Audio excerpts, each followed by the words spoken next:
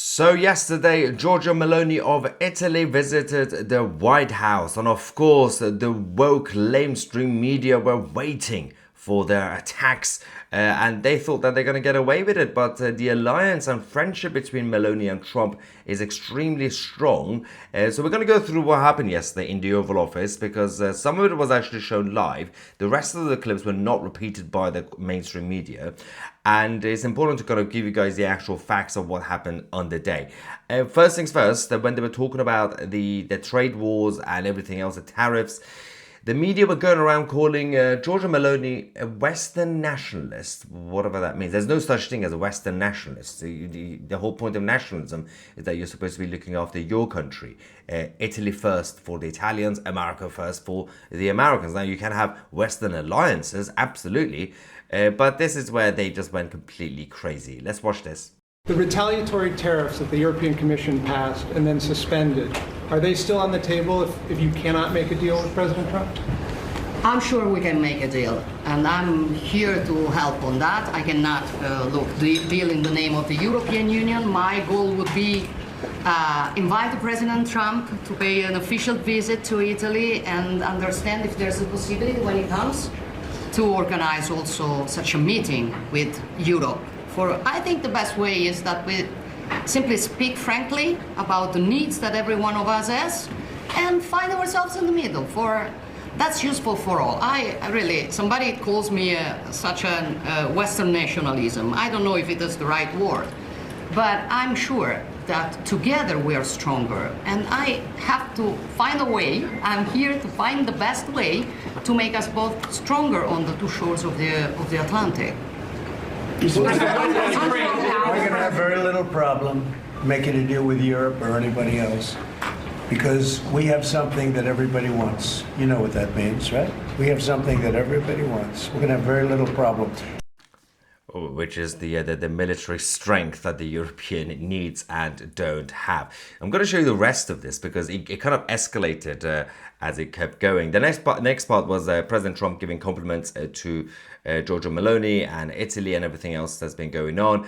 And then we're going to get to the fight against the globalist woke that Giorgia Meloni decided to unleash on the rest of the world. Let's watch this. It's an honor to have the Prime Minister of Italy with us, Prime Minister Meloni, who's doing a fantastic job. I would say that she has taken Europe by storm and highly respected. Everybody loves her and respects her, and I can't say that about many people.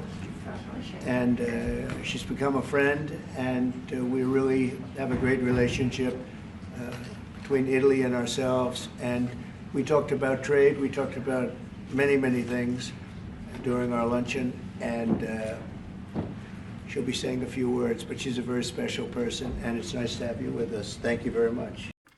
Seems like this Oval Office meeting was not as controversial for the actual partners that turned up, but it was controversial for the media. They weren't really comfortable to hear about the war on the woke and, of course, the globalist elite. This is where, obviously, Meloni herself talked about the common fight between the US and Italy.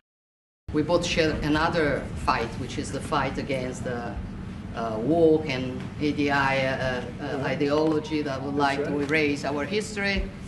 And as I know that we share lots of things on tackling illegal migration, on fighting against synthetic drugs. You know, Italy has been one of the nations that made a plan against fentanyl, for example. But we have been talking about many bilateral topics and things that we can do together, about defense, about economic, about economy, about space, about energy. Italy will have to increase its LNG imports. And also nuclear that we are trying to develop. I think there can be ways to work together. And the Italian enterprises will invest, as they've been doing for many years, as you know, in the next years, I think around 10 billion. That shows how interconnected our economies are. Oh yes, while obviously Meloni is focusing on making Italy great again, she's also quite aware that if she wants to have a good relationship with the Americans, they have to make sure that there are investments going both ways, not just from the American side to Italy, but Italians should also invest in the United States. This is where obviously, because she mentioned the woke and the DEI and all that, but there's a whole point about the slogan that these guys have come up with, and Elon Musk, who's also good friends with Giorgia Meloni, which is make the West great again.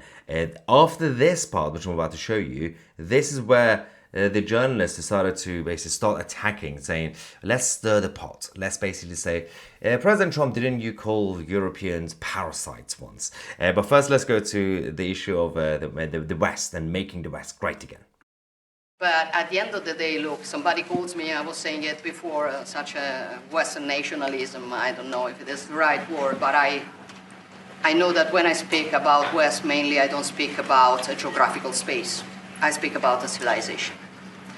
And I want to make that civilization stronger. So I think even if we have some problems, okay, between the two shores of the Atlantic, it is the time that we try to sit down and find solutions. So I want to thank President Trump for having accepted an invitation to pay an official visit to Rome in the near future, and consider possibility in that occasion to meet also with Europe. The goal for me is to make the West great again. Okay, and I think we can do it together. We can.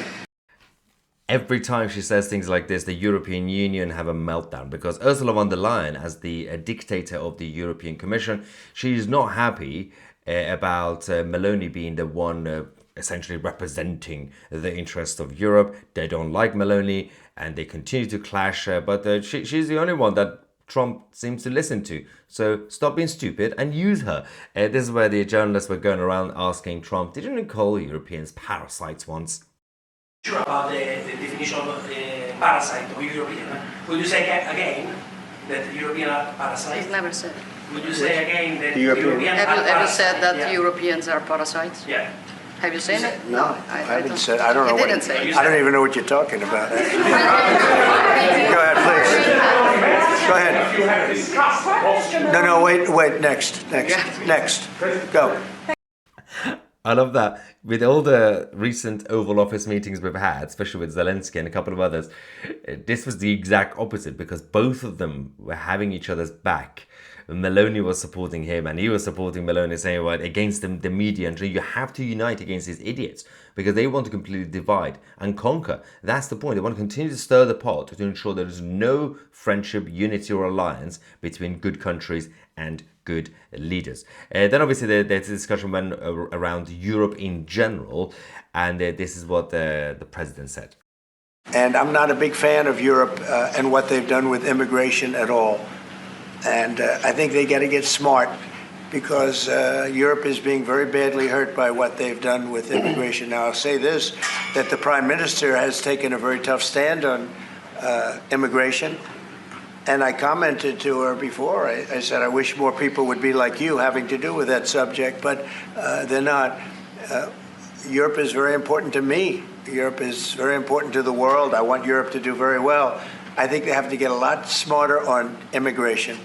But we are beginning doing it. You've all seen how the policies of the European Union in the last, let's say, 2.5 years have been changing. Okay, at the beginning we were talking only about how we were redistributing illegal migrants coming to Italy. Now we are talking mainly about how to stop illegal migration, work with the countries of origin and transit, and to return people. The European Commission just did the new rules about repatriations and things like that. So things are changing, thanks also to the example that Italy brought in lowering the rates of illegal migration. So we are working now together. So I'm optimistic on that. Good. I hope so. It's quite interesting. Meloni had a perfect opportunity to take full credit for this, but she didn't. This is simply because of the Italians and obviously Poland and Hungary have been pushing for this as well. Yes, over the last year or so, mostly the last couple of years, the policy technically has changed from just redistributing migrants among the member states. The European Union are finally sorting out, trying to sort out their external borders, they've also obviously come up with all these policies that the UK came up with, like the Rwanda plan, third countries, third parties to basically deport a number of the illegal migrants to other countries as a deterrent. All this stuff is funny because when Britain was doing it, the European Union were attacking them. But obviously, because the pressure is not just coming from Poland and Hungary, but also coming from Italy, which is a major partner, they had to take it seriously. It's still early days, and Meloni should have taken credit for it, but she decided not to. She said, yeah, we are working together. But actually, the reality is that the EU didn't want to do anything about it. It was because of the pressure. Let me know your thoughts in the comment section. I'm Tousi, and we are the media.